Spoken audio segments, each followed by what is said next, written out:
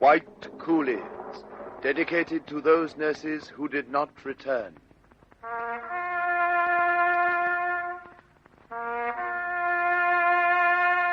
Sister Davis.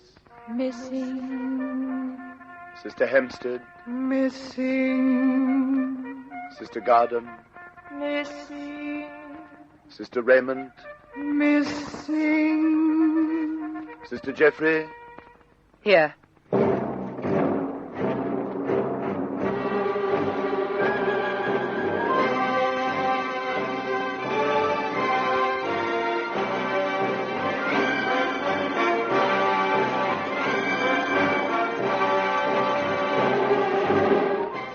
The success of our potted comic opera, The Mikadoo from Titipu, kept us in high spirits for quite some time. We were even asked to repeat it, which we did with much gusto. Our masters developed an infuriating habit for counting what they called tenko. One day we were all called out and made to line up while the Japanese camp commandant explained it to us. From now on, when you are called to Tenko, you will come at once and stand in the roadway to be counted. You understand? You will come immediately and stand still until you are told you can read. When you have been counted to our satisfaction, you will be inspected by an officer. As he passes down the ranks, you will bow from the waist and say, Hate, Hate Homat. It is understood. Now, you will repeat, Hate, Hate Homat. Hattie, Hattie Hermat. Hattie, Hattie Hermat. Hattie, Hattie Hermat. Hattie, Hattie Hermat. Hattie, Hattie Hermat. You are not bowing. You will bow. It is clear? Clear as mud. That is all. Dismissed.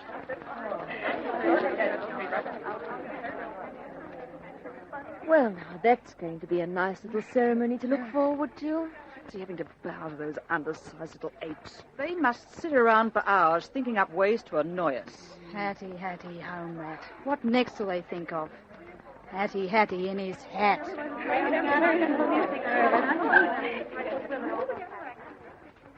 It was a terrible nuisance.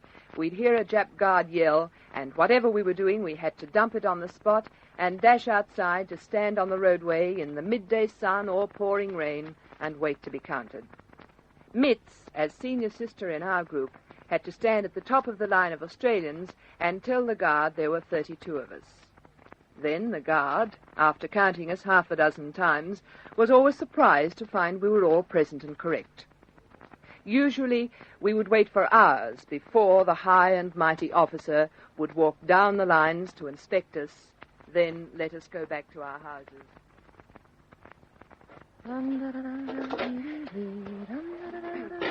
Hey, Sam, when you finished with the tin hat, the kids next door wanted. Oh, they can take it now. I've just finished. Oh, my knees. Look, they're getting so thin that when I kneel on them, it feels as though the bones are sticking through the skin. I'll empty it. Oh, thanks, Shorty. Hey, I've just been given a wonderful present. Why, it's not your birthday again, is it, Jeff? Look, Viv, coconut shell. Oh, where'd you get it from? Miss Dryborough from Garage 9 gave it to me. What are you going to do with it? Well, she says that the pulp gives flavor to food, the oil cures shiny noses and lifeless hair, and the husks make wonderful pot cleaners. Well, for goodness sake. Versatile, isn't it? Oh, that's not all, my dear. The fronds tied together make elegant brooms, and the shell itself can be a very snappy eating bowl. And, of course, if you get a new one, you've got a drink of milk. If you get a new one. Oh, by the way, have you finished with the tin hat? Yes, Shorty went out to empty it, and I'd better take it into our house. Mitz is waiting for it. Australia, Tenko! Oh, surely not. Tenko, hurry! This is the second time we've been counted this morning. Honestly. Tango, kids. What do they think we're doing? Multiplying? Come on, kids. Tenko, hurry! Oh, this is ridiculous. Oh, I've never heard such tripe. Come on over here, girls. We'll sing 'em our song first. Yes, come on. Come on, let's get round. Come on.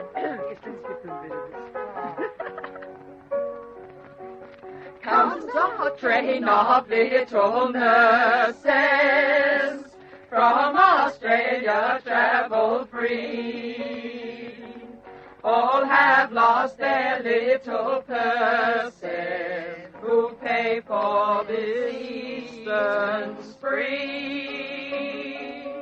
Is it but to stand at Tenko? We have come so far to cow and tow and bow at Tenko to fat yellow gods. Hattie, Hattie, Hattie, ho, Matt, is the thing we say. Hattie, Roddy, Roddy, ho, Matt, 3 times every day. Hattie, Roddy, Roddy, ho, Matt, 3 times every day. Tenko, hurry! Come on, girls. Here we go. Comes a train of little nurses.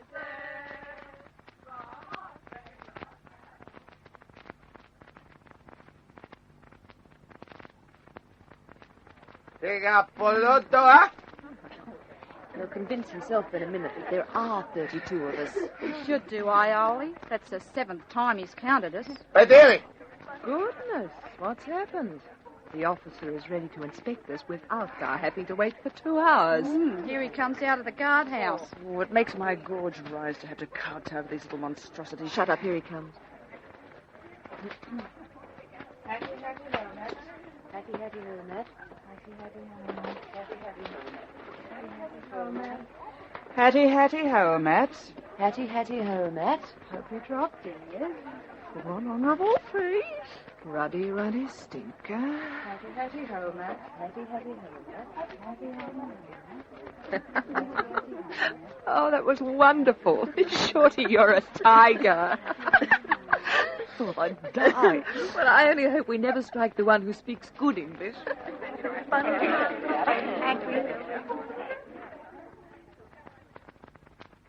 Our clothes situation was getting desperate, especially the shoes. Most of the British members of the camp were barefooted by this time, and the Japs had taken the odd assortment of footwear that we'd worn on the night we went to the officers' club. It was a great relief when we were allowed to have a shop in the camp in August. This shop was brought in by a rogue of a fellow called Go Leng, who came into the camp on Sundays with a bullock cart. He sold overripe pineapples, squashy bananas, and a few luxuries such as a tiny bit of sugar and a minute amount of butter and sand shoes. Well, this was fine if you had any money. Oh, I've only got enough money to get 1 banana or a little bit of sugar. I can't decide which to get. I wish we could afford sand shoes. What are you going to get, Jeff? A banana. I'll have a few pence over that I'll throw in with anyone who likes for a pineapple. Oh, that's a good idea. We might even get enough for some sugar to go with it. Hey, I want a banana. I want a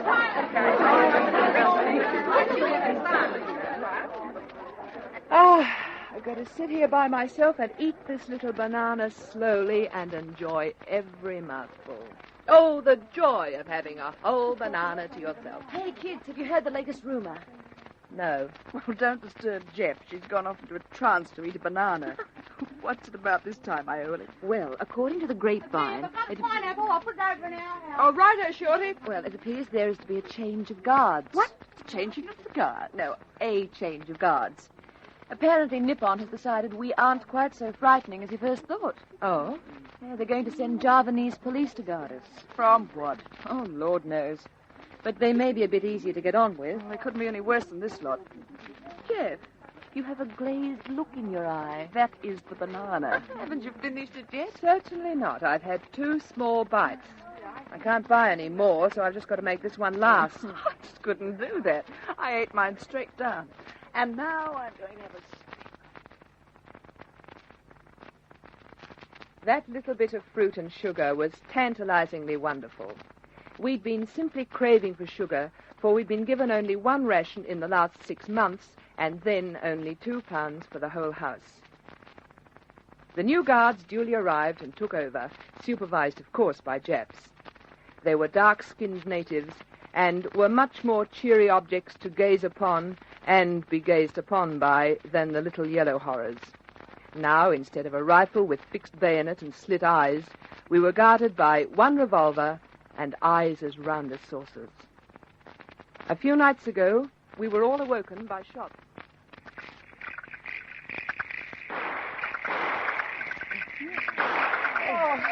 What on earth's going on? Don't tell me the war's over and we're being rescued. Well, it couldn't be. Listen. He's babbling about arresting someone. It's one of the Japs. They're getting trigger-happy. A couple of nights ago, they shot at a stray dog and wounded the poor thing. Oh, why? Oh, they just fired at a moving shadow without waiting to see what it was.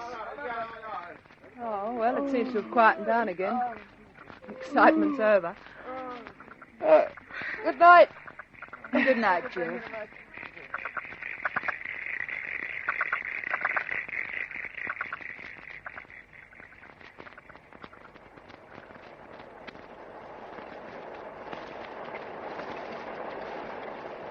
Hello, kids.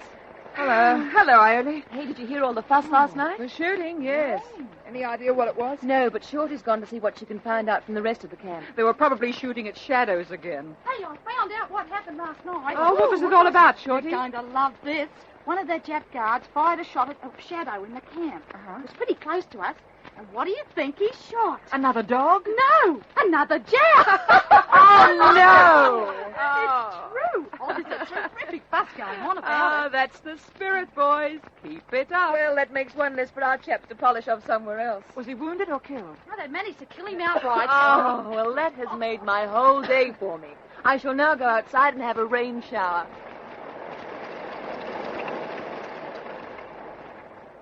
The Japs made a terrible to-do during the next 24 hours, which was most entertaining, though they had us scared stiff to move outside at night. But after a while, things settled down again to normal.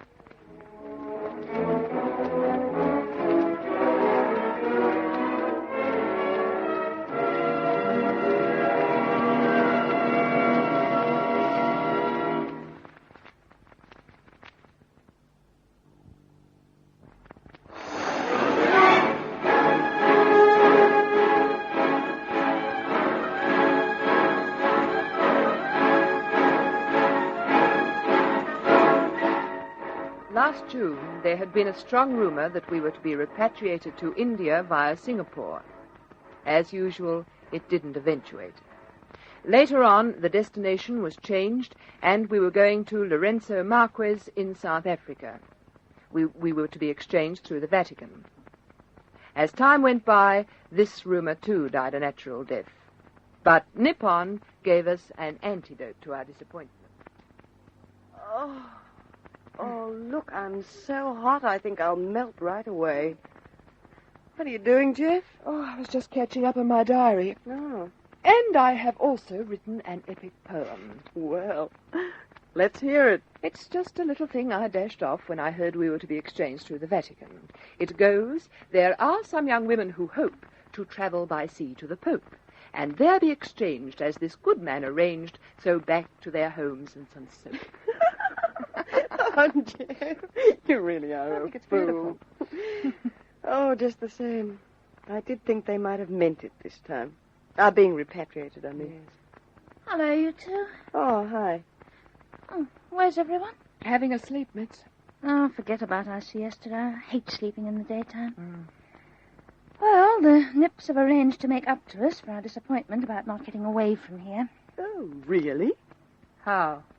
As a special treat, we are to clean out all the drains in the street. Oh, no. Doing our own's bad enough. You mean all of the drains? That's right. But that'll take us 6 months. Drains, they call them. They're just primitive open cuts in the earth. And overgrown with grass, and the overflow from the septic tanks go into them. Well, what else do you expect? These houses are only meant to have 2 or 3 people and not 24. The Jap idea of hygiene is fantastic. Especially when you think how near the equator we are. And why they bother to bring that long sort of petrol wagon affair in here is beyond me. I nearly died the other day. It was the first time I'd seen its name inscribed on its sides. King Neptune. Wonder how the real old King Neptune would react if he could see it. Yes. As you say, Jeff, I can't think why they bring that atrocity in here, because the natives empty the septic tanks into our drain, not into King Neptune. Well, when do we start our new drain duties? Right away, I think. Oh, well, it'll be something to do. I could do without a job of that sort. Our new duties were revolting, to say the least of it, but we attacked it as if it were all in the day's work, and even managed to sing while we worked, which, of course, always drove the Japs into a frenzy. Our morale this month was no doubt elevated by the diet. For 30 days we had disintegrating cabbage, beans, and now and then one overripe duck egg between 3 people. September came, and so did Miyake. He asked for 10 nurses to go to the Plateau Oilfields Hospital. These oil fields were across the river and only a few miles from Palembang. He sat on a fence opposite our house and waited for us to give him an answer. No, I don't want to go. You can bet your life we'll be nursing Japs. I'd like to know what he means when he says we're to go free. Yes. I don't think I want to go. You never know what they've got up their sleeves. Australian nurses have now decided we need 15 nurses. Decided what you're going to do, kids? No, not really. What's he yelling about now? He wants 15 nurses. All the nurses from all over the camp are gathering to discuss it. I shouldn't think the Chinese would go. Correction. We want 20 nurses. Look, I'm going to ask him straight out who he expects us to nurse. Well, we'll come with you. Now, look here. We want to get this straight before we make a decision. You want to get it straight, sister. Not straight. Well, of all the darned nerve. I want to get it clear. Who are we supposed to nurse? American and Dutchman. They have asked specially for Australian nurses. I bet they did. I tell you, we will want 30 nurses. I go away now till 5 o'clock and come back for your answer.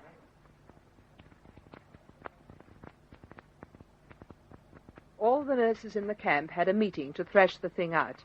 There were British, Dutch, Chinese, and Australian nurses all sitting round on the floor, each with plenty to say on the matter. At 5 o'clock, Miyake came back for his answer. 20 or so people half-heartedly volunteered, but nobody was set free, and nothing came of it. Some weeks later, Miyake tried again, asking for more of us to nurse Japanese soldiers in their hospital.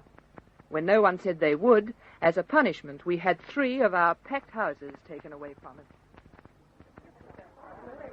Do you realize we're now a community of 400 women and children from all ends of the earth, living in 14 three-room houses and garages? That's right.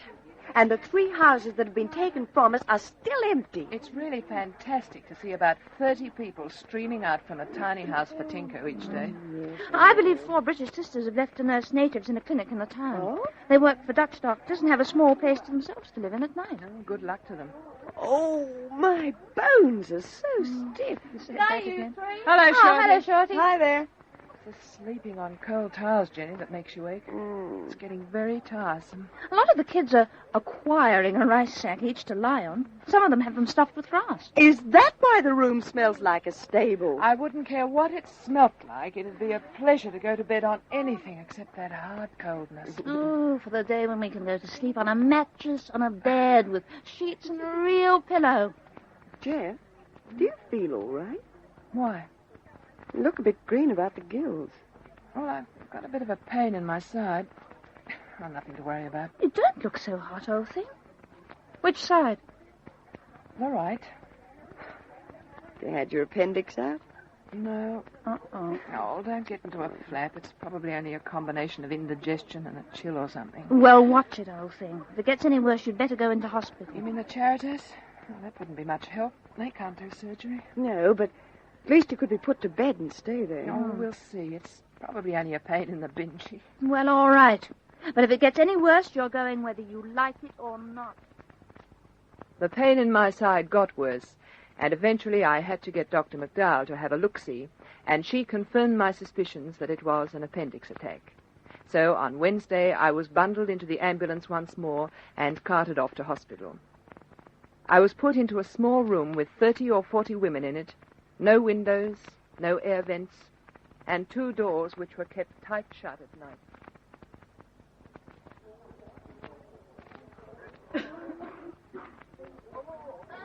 How are you feeling, sister? Oh, much better, thank you. I think it must be the luxury of sleeping on a wooden bench complete with mattress and pillow. The doctor tells me that your appendix has settled down, and that perhaps tomorrow you can get up for a little while. Oh, that's fine. Tell me, sister, would it be possible to have one of the doors open at night? It's so stifling in here. If we were to open the door, you would be worried by mosquitoes, and also the wards are well guarded by Japanese. If the door were open, they would be forever coming in and out. I see. Well, we'll just have to put up with it. I discovered that the hospital was divided into 3 divisions, one for Allied servicemen, one for civilian men, and one for women. We were not allowed to get in touch with each other at any time, as the place was fairly bristling with Jap guards. The following morning, I got out of bed and picked my way across the ward and back, and then sat on the edge of my bed. The nun came in on her rounds and stopped to speak to me.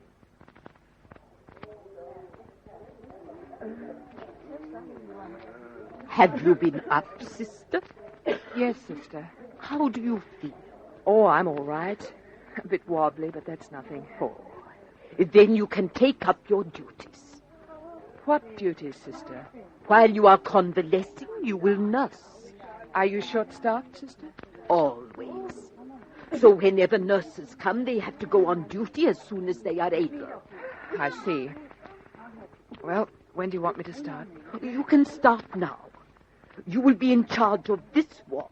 And when we go off duty at 6 p.m., you will take over. So I worked all day and watched all night. It was pitiful to see the women packed like sardines in the sweltering, putrid room.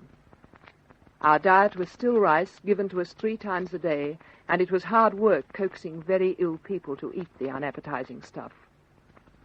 There was very little that could be done for anyone, as there was no surgery, no drugs, and certainly no comfort. I'll never forget one poor little lass who was having a baby. I don't think I've ever felt so sorry for anyone in my life. And there was a Scots lass who told me how to get news to and from the Australian servicemen who were also in the hospital. Thanks, sister. You're an Australian, aren't you? Yes, that's right. Do you know how to get in contact with the Australian servicemen who are working patients? No. Well, they'll tell you. As you know, the Japs guard these wards very strictly so that no one can get in touch with anyone in another ward. Why do they do that? Well, I suppose to keep everyone in the dark as much as they can about the war news and so on. Well, there are no radios in our camp now. Ours either. But the men make little sets and hide them in the most ingenious places. They can get news of what goes on outside, you see. Mm. So by meeting them is the only way you can know what is happening in the world. I see. Well, how's it arranged? The only place that is not guarded is the community lavatory. Now, what usually happens is this. If you see an Australian or an Englishman making for it, you follow him, and you get the news. Some of the girls, well, they exchange notes with the laddies. Well, it'd certainly be good to know what is happening. We've no idea if the war is even still on. It's still on, all right. But wait your chance, sister. And at the meeting place, you'll get the details. The Australian boy I spoke to told me what news he could, and really it wasn't very cheering. After a week of nursing in these awful conditions, I begged to go back to camp on the ambulance's next trip.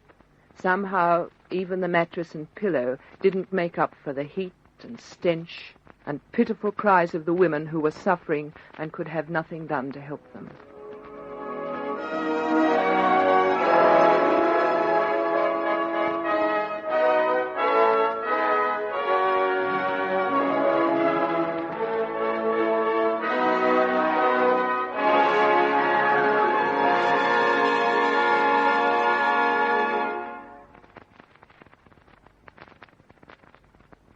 Listen again for a further episode of this true story of Australian women at war.